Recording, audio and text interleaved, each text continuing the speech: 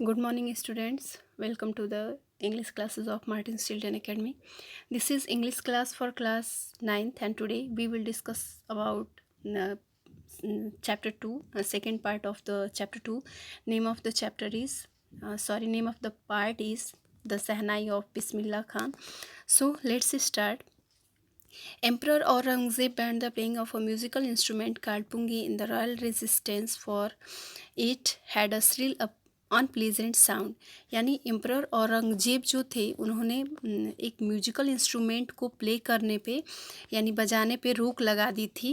क्योंकि इसकी आवाज़ को वो काफ़ी तीखा और अप्रिय मानते थे, जिसका नाम पुंगी है। यानी पुंगी नाम के एक म्यूजिकल इंस्ट्रूमेंट को बजाने पे एम्परर औरंगजेब ने बैन लगा दिया था। Pungi became a generic name for needed noise makers, यानी शोर शराबा करने वाले लोगों के लिए जनरली जो है पुंगी नाम दे दिया जाता है, या पुंगी एक सिंबल बन गया।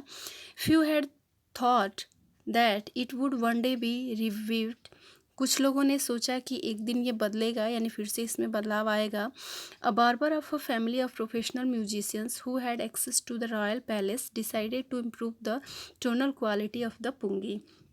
यानी एक नाई जो कि प्रोफेशनल म्यूजिशियन के फैमिली से बिलोंग करता था, उसने और वो रॉयल पैलेस में रहता था, उसने डिसाइड किया कि वो पुंगी के म्यूज़िकल क्वालिटी को या टोनल क्वालिटी को जो है टोन की क्वालिटी को सुधारेगा। He choose a pipe with a natural hollow, उसने एक पाइप को चुना जिसमें कि पहले से ही छेद वगैरह बने हुए थे। Stem that was longer and broader than the pungi, वो स्टिम जो था यानी तना जो था पेड़ का वो लॉन्गर था यानी बड़ा था और चौड़ा था पुंगी की अपेक्षा। And made 7 holes on the body of the pipe, और इस पाइप की बॉडी पे यानी पाइप में उसने 7 होल्स बना दिए, 7 छेद कर दिए। When he played on it, जब उसने इसे बजाया, closing and opening some of these holes, इसके बनाए गए होल्स को बंद करते और खोलते हुए soft and melodious sounds were produced, तो सॉफ्ट और काफ़ी मतलब सुरीला और मीठा स्वर जो है इससे निकला। He played the instrument before royalty and everyone was impressed, उसने राजा के सामने भी इस म्यूजिकल इंस्ट्रूमेंट को बजाया और सब लोग काफ़ी इम्प्रेस हुए यानी प्रभावित हुए इसके टोन से। The instrument so different from the pungi had to be given a new name, ये इंस्ट्रूमेंट जो था वो पुंगी से इतना अलग था कि इसे एक नाम दे दिया गया। एज द स्टोरी गोज, इस तरह से जैसे कहानी आगे बढ़ती है, since it was first played in the Shah's members and was played by a nai barber, ये पहली बार जो है शाह के चैम्बर में यानी राजा के दरबार में बजाया गया था और एक नाई बार्बर के द्वारा बजाया गया था। The instrument was named the shehnai, इसलिए इसका नाम जो है सहनाई पड़ गया, यानी सह के दरबार में बजाया गया था किसके द्वारा, नाई के द्वारा, इसलिए इसका नाम क्या पड़ गया, तो सहनाई पड़ गया। Here is the difference between shehnai and pungi. The sound of the shehnai began to be considered auspicious, इस तरह से सहनाई का स्वर जो है उसे शुभ माना जाता है। एंड फॉर दिस रीज़न, और इसलिए it is still played in temples, इसलिए इसे अब भी मंदिरों में बजाया जाता है।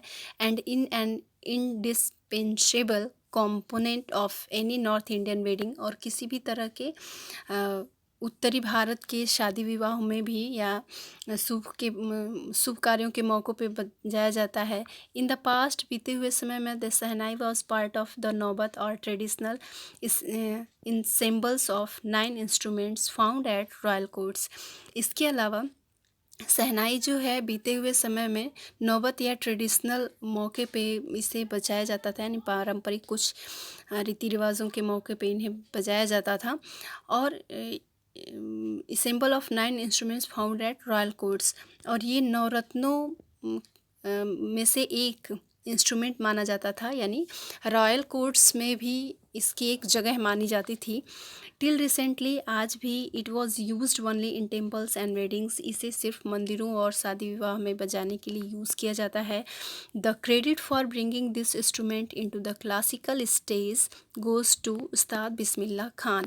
और इस इंस्ट्रूमेंट को यानी इस म्यूजिकल इंस्ट्रूमेंट को क्लासिकल स्टेज तक लाने का श्रेय जो है वो उस्ताद बिस्मिल्लाह खान को जाता है।